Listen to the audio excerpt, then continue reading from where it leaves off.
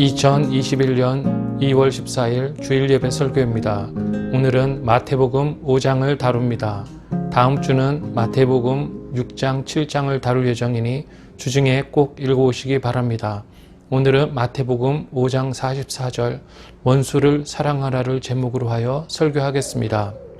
지난주에는 세례 요한이 잡히자 예수님이 공생애를 시작하셨음을 살펴보았습니다.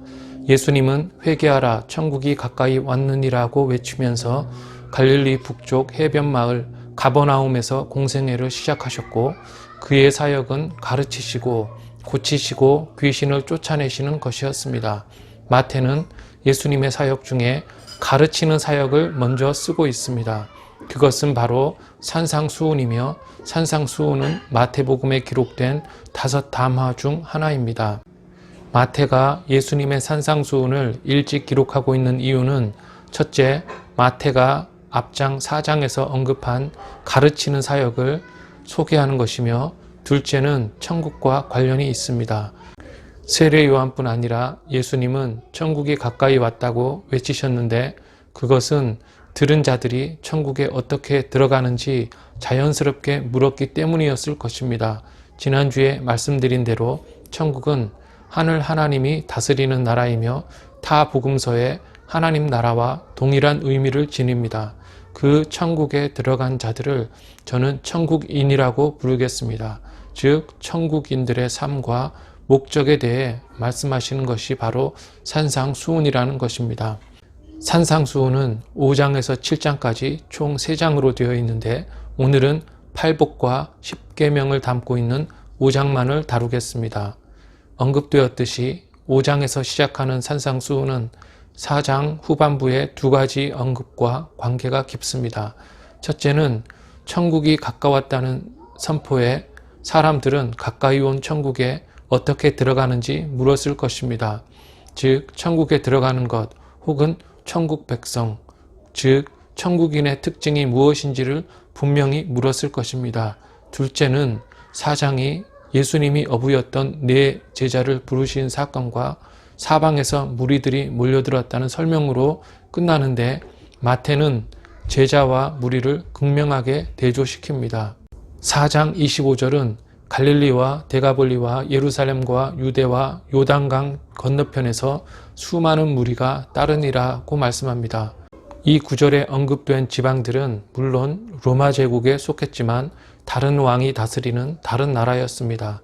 누가복음 3장 1절에 따르면 당시 갈릴리는 안티바 헤롯이 다스렸고, 유대는 빌라도 총독이, 갈릴리 북동쪽은 빌립 헤롯이 다스렸습니다. 갈릴리 지역은 3 나라로 찢어져 있었고, 여러 나라와 민족과 지역의 사람들이 소문을 듣고 무리를 이루어 모여들었던 것입니다. 즉 무리의 구성은 다양했고 그들의 민족과 종교도 다양했을 것입니다. 당시 사람들이 4-5가지 언어를 써야만 했다는 것은 다양한 문화가 공존하고 있었던 당시의 상황이 요구하는 필요에 의해 어쩔 수 없어서 그랬던 것입니다. 무리는 다양한 이유로 모였습니다. 어떤 이는 말씀을 배우기 위해, 어떤 이는 병을 고치기 위해, 또는 병 고치는 기적을 보기 위해, 어떤 이는 떡을 먹기 위해, 어떤 이는 예수님을 비판할 건덕지를 찾기 위해, 어떤 이는 정말로 천국인이 되려고 왔을 것입니다. 어떤 이유로 왔던지 어떤 자들은 실망하고 돌아갔고, 어떤 자들은 천국인이 되었을 것입니다. 마태는 제자들과 무리들을 끊임없이 비교하고 대조시킵니다. 즉 제자들은 갈릴리 출신으로 예수님이 사람을 낚는 어부로 훈련하기 위해 부르신 자들인 반면에, 무리는 사방에서 다양한 민족이었으며 다양한 목적을 가지고 몰려들었던 자들입니다.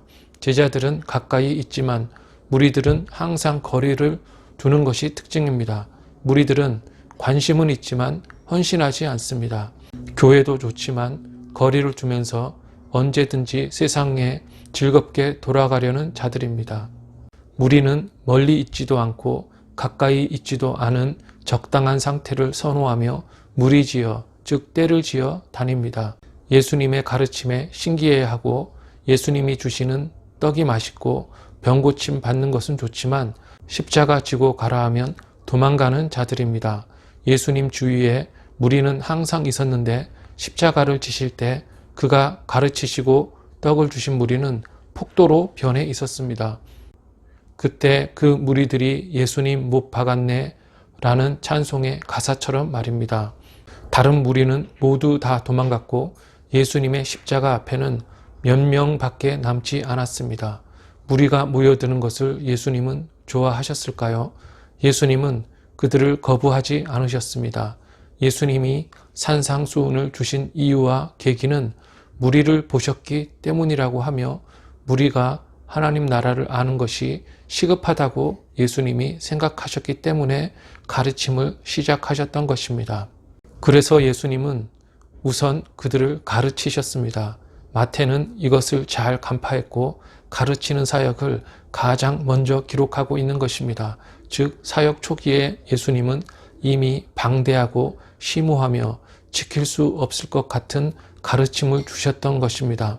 그러나 무리들이 가르침을 이해하거나 받아들이지 못했던 것은 분명합니다.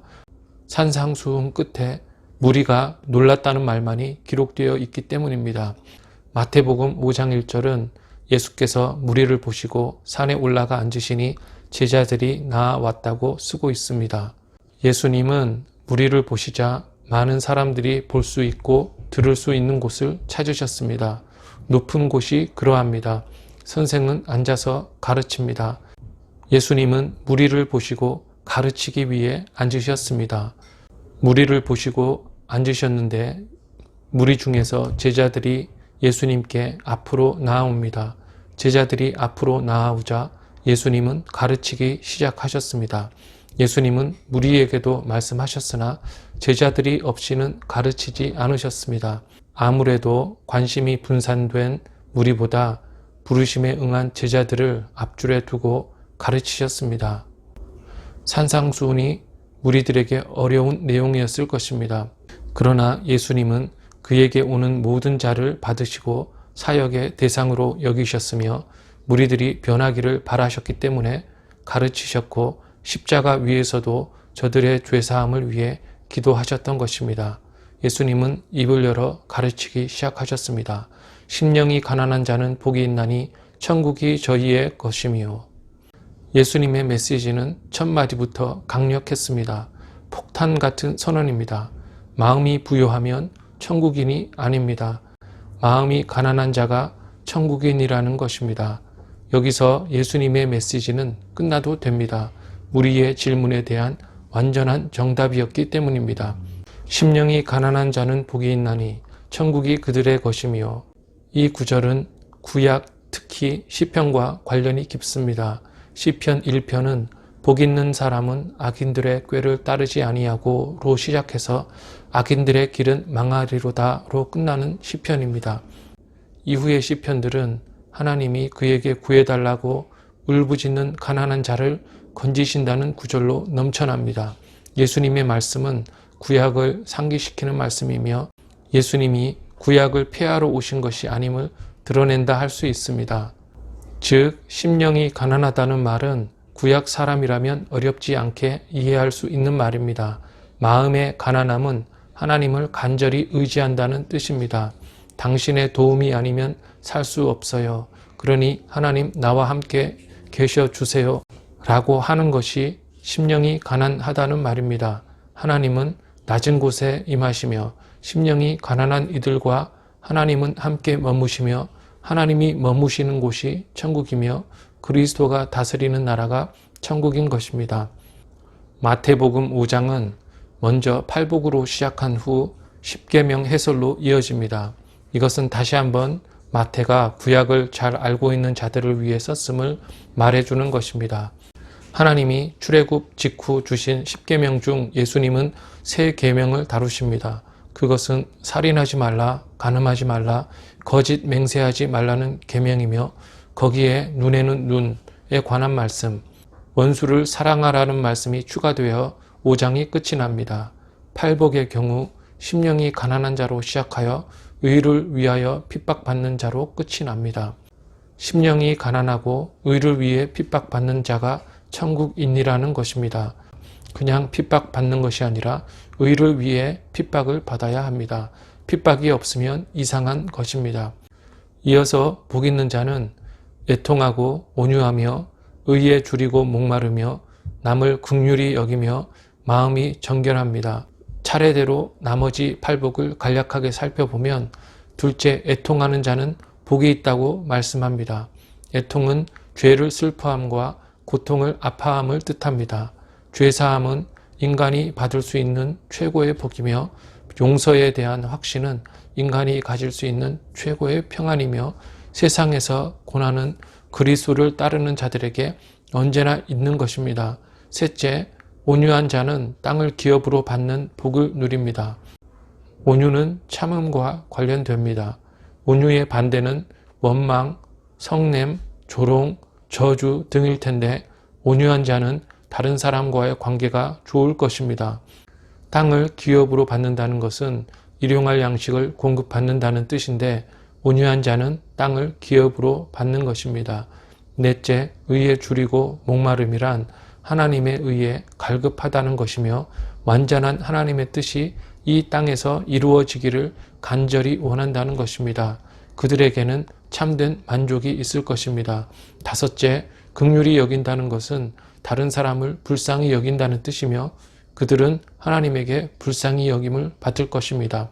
여섯째, 마음이 정결함이란 하나님과 나 사이를 가로막는 방해물이 없다는 뜻이며 마음이 정결한 자는 하나님을 볼 것입니다.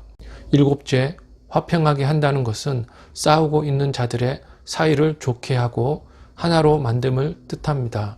그런 자들은 하나님의 아들이라 일컬음을 받을 것입니다.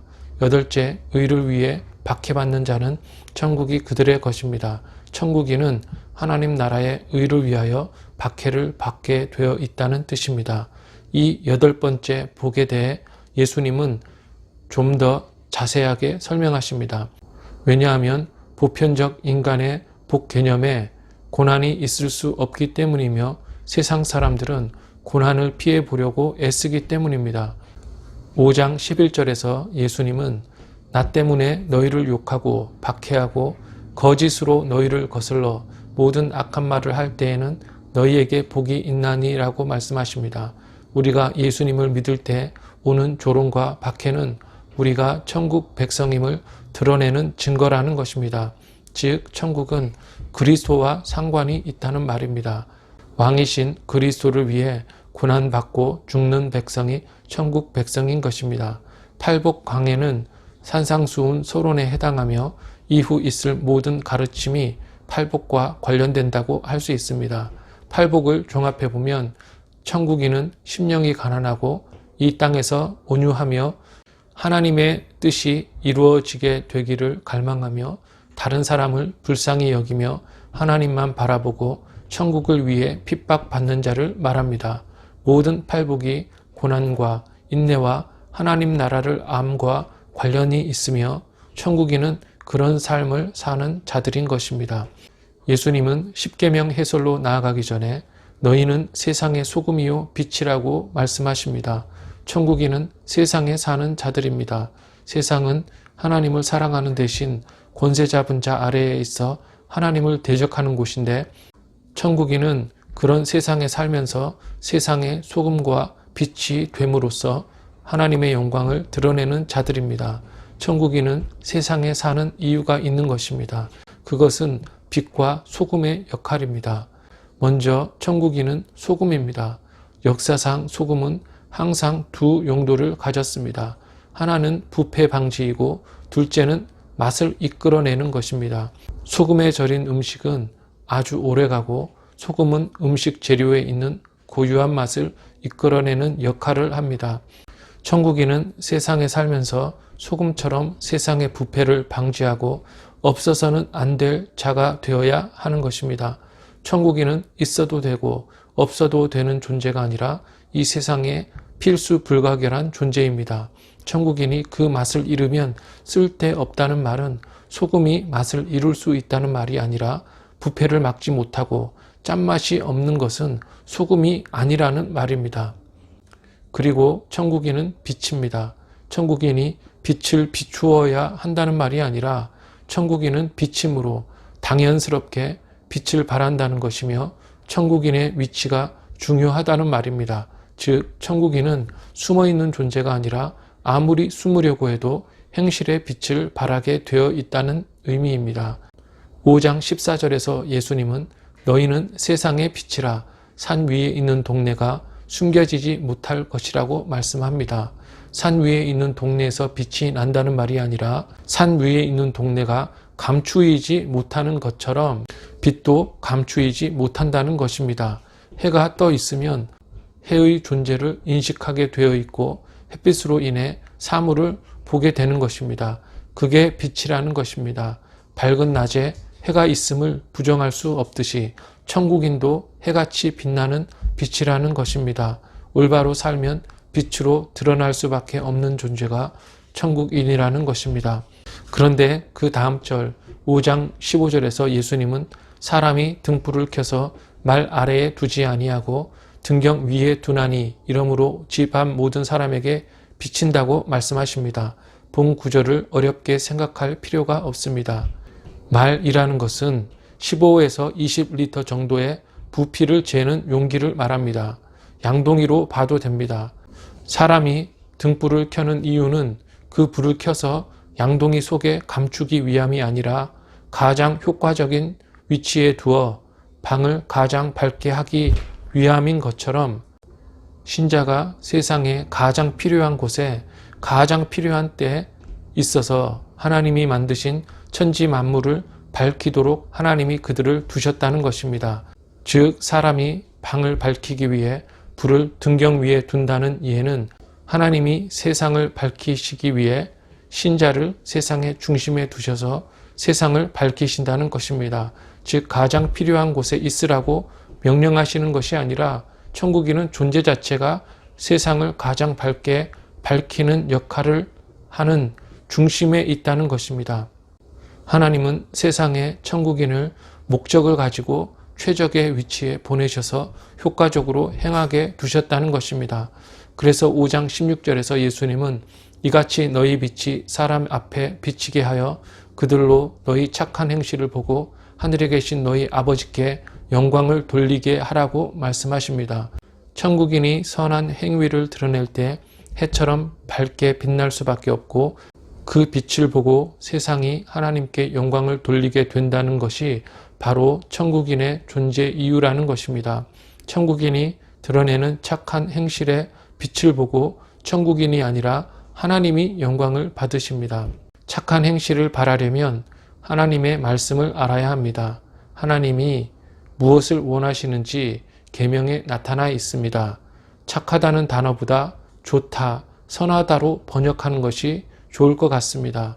좋다는 말은 계획되고 의도된 바에 일치한다는 뜻이며 이것은 특히 창세기 1장에 하나님 보시기에 좋았다라는 반복되는 표현을 연상케 합니다. 우리 행실이 좋아야 빛을 발하는 것인데 그러려면 계명을 알아야 합니다. 그러면서 예수님은 구약을 폐하러 오신 것이 아니라 완성하러 왔다고 말씀하십니다. 예수님은 구약을 성취하는 분이시지 폐하러 오신 분이 아닙니다. 율법과 선지자라고 할 때 율법은 모세오경, 선지자는 선지서를 말하며 율법과 선지서를 구약 전체라고 봐도 큰 무리가 없습니다.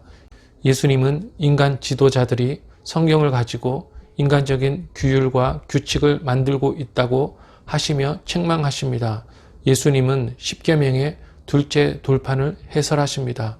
십계명 중 둘째 돌판이라 함은 5계명부터 10계명을 말합니다. 5계명은 부모를 공경하라. 6계명은 살인하지 말라. 7계명은 간음하지 말라. 8계명은 훔치지 말라. 9계명은 헛맹세하지 말라. 10계명은 탐내지 말라입니다. 10계명을 주신 목적은 구약의 하나님 나라 이스라엘이 하나님 나라 백성으로서 어떻게 살아야 하는지를 보여주시기 위함이었으며 마음 상태와 외적 행위 모두를 규정하는 방식으로 주어졌습니다. 그러나 구약의 끝에 이스라엘 백성은 하나님의 계명을 외적인 행동 규범으로 모두 바꾸어 놓고 말았고 그들은 속이 썩어 부패하는 회칠한 무덤이 되어버렸습니다. 예수님은 그게 아니라 십계명은 원래 마음과 행위 모두에 관한 것이라고 말씀하시면서 십계명의 본 뜻을, 즉 하나님의 원래 의도를 새롭게 설명하셨던 것입니다. 예수님은 구약을 폐하기 위해 오신 것이 아니라 성취하기 위해 오셨습니다. 그러니까 구약을 부정하면 안 됩니다. 그래서 예수님은 너희가 옛사람에게 이렇다고 들었으나 나는 너희에게 말하노니 이렇게 하라고 5번 반복하시면서 구약에 대한 인간의 왜곡을 불식시키시고 하나님이 십계명을 주신 본래 의도를 밝히 드러내셨던 것입니다. 예수님은 살인하지 말라는 6계명부터 시작하십니다.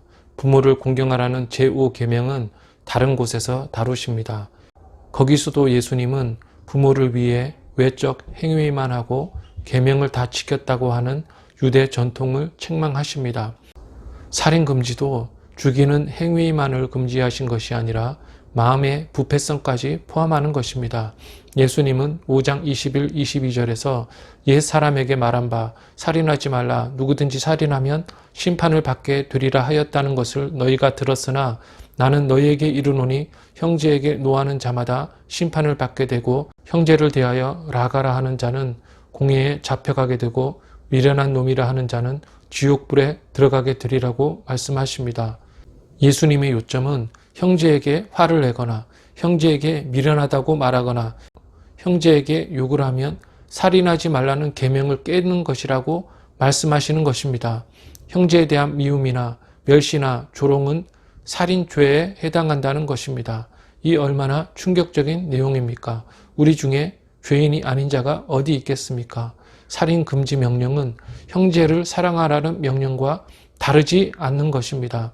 결론적으로 말해 부모를 사랑하고 형제를 사랑하고 이웃을 사랑하고 원수를 사랑하라는 것이 계명인 것입니다. 성냄의 반대는 온유라고 할 수 있고 멸시와 조롱의 반대는 긍휼히 여기는 것이라 할 수 있습니다. 즉 팔복에서 예수님이 이미 말씀하신 내용, 온유한 자, 긍휼히 여기는 자가 복이 있다는 것은 살인하지 말라는 계명에 어느 정도 포함된 것이라는 것입니다. 예수님은 제7계명으로 넘어가십니다. 마태복음 5장 27절에서 예수님은 또 간음하지 말라 하였다는 것을 너희가 들었으나 라고 하시면서 음욕을 품는 것도 이미 간음이라고 하십니다. 외형적으로 계명을 지켰다고 되는 것이 아니라 마음을 다스려야 한다는 것입니다. 그리고 예수님은 눈이 너로 실족하게 하면 빼어내버리라. 오른손이 너로 실족하게 하거든 찍어내버리라고 말씀하십니다. 물론 예수님은 우리가 눈을 빼고 손을 잘라버리기를 원치 않으십니다. 과장이 아니라 불가능하다고 말씀하시는 것입니다. 죄는 마음의 성향이며 마음의 부패이기 때문에 눈을 빼도 죄는 없어지지 않습니다. 죄를 지을 때마다 지체를 잘라내어 용서받을 수 있다면 수백만 개의 지체로도 모자랄 것입니다. 예수님이 말씀하시는 것은 마음이 범죄할 경우 잘라낼 수 없다는 것이며 마음이 새로워지기 전에는 지체를 잘라냄으로써 죄 용서받는 것은 불가능하다는 것입니다. 그 다음 예수님은 거짓 맹세에 대해 말씀하십니다. 예수님은 5장 33절에서 또 옛사람에게 말한 바 헛 맹세를 하지 말고 내 맹세한 것을 주께 지키라 하였다는 것을 너희가 들었으나 라고 하시면서 맹세를 도무지 하지 말라고 말씀하십니다. 무엇을 하겠다고 하나님이나 하늘이나 땅을 두고 맹세하지 말고 그저 내뱉은 말을 지키라는 것입니다. 사람들이 맹세하는 이유는 자기 말에 신빙성을 더하기 위함인데 그러지 말라는 것입니다. 신성모독은 2가지입니다. 하나님에 대해 맹세할 경우 제3계명을 어기는 것이고 사물을 가지고 맹세할 경우 제9계명을 깨는 것이니 속지 말라는 것입니다. 즉 맹세하지 말고 예면 예하고 아니면 아니요 라고 하라는 것입니다. 그 다음 눈에는 눈, 이에는 이라는 구약 계명에 대해 말씀하십니다. 이는 복수를 꼭 하라는 것이 아니라 상해받은 것 이상 복수하지 말라는 법일 뿐 아니라 복수하지 말라는 법입니다. 째려본다고 주먹으로 때리거나 어릴 때 별명을 불렀다고 나중에 살인하는 일들이 세상에 빈번히 일어나는데 그런 비극을 방지하기 위함입니다. 그런데 예수님이 진정으로 원하시는 것은 오히려 손해를 보라는 것입니다. 오른편 뺨을 맞을 때 눈에는 눈이라는 구절에 따르면 상대편 뺨을 때려야 하지만 예수님은 오히려 뺨을 더 맞으라고 말씀하십니다.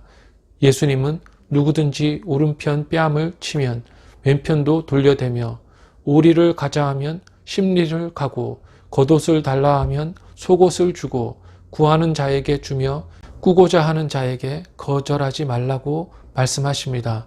이것은 너무 지키기 힘든 말씀입니다.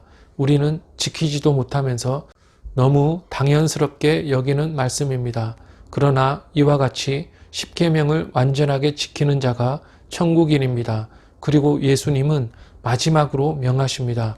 마태복음 5장 43절에서 예수님은 내 이웃을 사랑하고 내 원수를 미워하라 하였다는 것을 너희가 들었으나 라고 말씀하십니다. 먼저 예수님은 내 이웃을 사랑하라고 명하십니다. 구약 성경에 이웃을 사랑하라는 명령이 레위기에 나옵니다. 레위기 19장 18절은 내 이웃 사랑하기를 내 자신과 같이 사랑하라고 하십니다. 다른 이웃이 아니라 나의 이웃입니다. 내가 할 수 있는 만큼 사랑하라는 것입니다. 누가복음 10장의 선한 사마리아인 비유는 이것을 잘 드러냅니다. 우리의 이웃은 강도를 당하고 매를 맞아 길에 버려진 자이기 때문에 그런 이들을 도우라는 것이며 참된 이웃은 제사장도 아니고 율법사도 아니고 계명을 행한 사마리아인인 것입니다. 이 이야기는 옛 이스라엘 나라를 피하고 가까이 온 새 하나님 나라를 세우시는 하나님의 새 경륜을 엿보게 합니다. 하나님 나라는 민족과 혈통과 관계가 없고 천하게 여겨지는 사마리아인이라도 들어갈 수 있고 말씀을 행하는 자는 누구나 들어갈 수 있는 나라라는 것을 예수님이 말씀하시는 것입니다. 그런데 우리가 우리 이웃을 사랑하는 것도 힘든데 예수님의 핵심은 더 나아가 내 원수를 사랑하라는 명령입니다. 예수님의 가르침의 최고는 내 원수를 사랑하라는 계명입니다. 구약 해설의 마지막인 원수를 사랑함은 천국인의 가장 고유한 행실입니다. 원수를 사랑함은 산상수훈의 절정일 뿐 아니라 예수님 생애의 정수이며 성경 전체의 핵심이라 할 수 있습니다. 그런데 예수님은 원수를 미워하라고 옛사람이 했다고 말씀하셨는데 아무리 찾아봐도 구약 성경이 원수를 미워하라고 한 적이 없습니다. 잠언을 보면 몇 군데서 원수를 도우라고 명하기는 합니다. 예를 들어 잠언 24장 17절을 보면 내 원수가 넘어질 때 즐거워하지 말고 그가 엎드러질 때 마음에 기뻐하지 말라고 명하십니다. 조금 사색해 보면 원수를 미워하라는 명령은 구약 율법이 아니라 당시에 율법에 더하여 회자되었던 속담 같아 보이며 상상하기 어려운 말도 아닙니다. 인간이 원수를 미워하는 것은 너무 자연스럽기 때문입니다. 인간 사회는 원수를 미워하라고 명령합니다. 그리고 인간은 미워하는 동물입니다. 그래서 분쟁과 전쟁이 끊이지 않는 것이며 비극이 비극을 몰고 오는 것입니다. 그래서 예수님의 가르침이 너무 놀라운 것입니다. 즉 우리 삶을 살지 말라는 말과도 똑같은 것입니다. 이웃 사랑하기도 힘든데 어떻게 원수를 사랑할 수가 있을까요? 없는 것입니다. 원수는 그 정의 자체가 아무리 사랑하려고 해도 도저히 사랑할 수 없는 자가 바로 원수인 것입니다. 그런데 도저히 사랑할 수 없는 자를 예수님은 사랑하라고 하시는 것입니다. 그냥 원수가 아니고 너의 원수, 나의 원수입니다. 내가 미워하는 자를 사랑하라는 것입니다. 나라의 적이나 민주주의의 적이 아니라 내 개인의 적을 사랑하라는 것입니다. 이 말씀을 듣고 중간에 하산하는 자들이 분명히 있었을 것입니다. 어떻게 하지 못할 일을 명하실까 생각하며 돌아간 자가 있었겠지만 예수님의 삶을 다 목격한 증인들, 특히 마태는 분명히 예수님의 이 말씀을 기억했을 것입니다. 또 예수님은 내 원수를 사랑할 뿐 아니라 나를 핍박하는 자를 위해 기도하라고 명하십니다. 원수를 위해 복을 비는 기도를 하라는 것입니다. 이것도 너무 실행하기 힘든 말씀입니다. 그럼 예수님은 하신 말씀을 다 지키셨나요? 라고 묻는 자도 있었을 것입니다. 마태는 그렇다고 기록하고 있습니다. 즉 예수님은 그가 가르치신 그대로 삶을 다 사셨습니다. 예수님은 세상에 오셨으며 연약한 아기로 구유에 누이셨으며 태어나실 때부터 평생 머리 둘 곳조차 없는 고난의 삶을 사셨습니다. 그는 그에게 도전하고 그를 조롱하고 심지어 그를 죽이려고 하는 자들을 향해 온유하셨습니다. 예수님은 하나님의 의를 위해 평생을 사셨습니다. 육신적으로나 영적으로 방황하는 무리들을 형편없다 하지 않으시고 불쌍히 여기셨습니다. 예수님은 의를 위해 사신 삶 때문에 결국은 십자가에 달려 죽으시는 최악의 고통을 받으셨습니다. 그는 뺨을 맞으셨을 뿐 아니라 쇠조각이 끝에 달린 채찍에 맞으시고 창에 허리를 상하셨습니다. 그는 밤새 재판받고 매를 맞고 피를 흘리셨지만 십자가를 지고 골고다로 심리를 올라가셨습니다. 그는 겉옷과 속옷을 가지려는 자들 때문에 벌거벗으셨습니다. 그는 그렇게 그를 대적하는 자들을 끝까지 사랑하셨으며 저들의 죄를 용서해 달라고 십자가 위에서 무리들을 위해 기도하셨습니다. 실로 그때 그 무리들이 예수님의 원수였는데 예수님은 그의 원수를 사랑하고 그들을 위해 기도하셨습니다. 인간은 태어날 때 원죄를 가진 하나님의 원수로 태어나고 예수님을 영접하기 전까지는 모두 하나님의 원수입니다.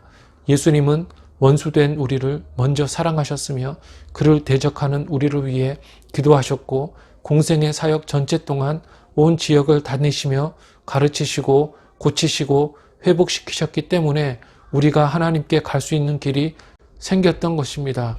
원수된 우리를 예수님이 사랑하셨기 때문에 우리가 천국인이 된 것입니다. 즉 예수님은 원수를 사랑하셨습니다. 그렇게 예수님은 자신이 가르치신 모든 것을 행하셨는데 오른뺨을 맞으면 왼뺨을 돌려대라는 말씀, 오리를 가라 하면 심리를 가라는 말씀, 겉옷을 달라 하면 속옷까지 주라는 말씀, 원수까지 사랑하고 원수를 위해 기도하라는 말씀, 모든 말씀을 지키시면서 그의 원수를 위해 죽으셨습니다. 예수님은 그의 원수를 사랑하셔서 그들을 하나님의 자녀로 변화시키셨던 것입니다. 인간이 누구를 사랑한다면 그를 위해 죽으면 됩니다. 천국인은 예수님처럼 살면 됩니다. 그래서 우리도 예수님의 부르심을 받고 그의 제자가 되어야 하며 배운 후 보냄을 받아 예수님처럼 살아내어 천국을 확장시키며 세상의 소금과 빛이 되어야 하는 것입니다. 예수님의 말씀을 듣는 천국인은 삶의 목표를 새롭게 할 것이며 예수님처럼 살기를 원해야 할 것입니다. 5장 마지막 절, 하늘에 계신 너희 아버지의 온전하심과 같이 너희도 온전하라는 예수님의 말씀은 이제 예수님의 생애를 아는 우리는 예수님이 온전한 삶을 사신 것처럼 우리도 온전한 삶을 살라는 말씀이며, 온전한 삶이란 원수를 사랑하고 원수를 위해 기도하라는 말씀에서 절정을 이루니 우리도 그러한 온전한 삶을 살아야 할 것입니다. 성도 여러분, 예수님의 가르침을 받아 예수님처럼 사는 천국인이 되기를 주님의 이름으로 축원합니다.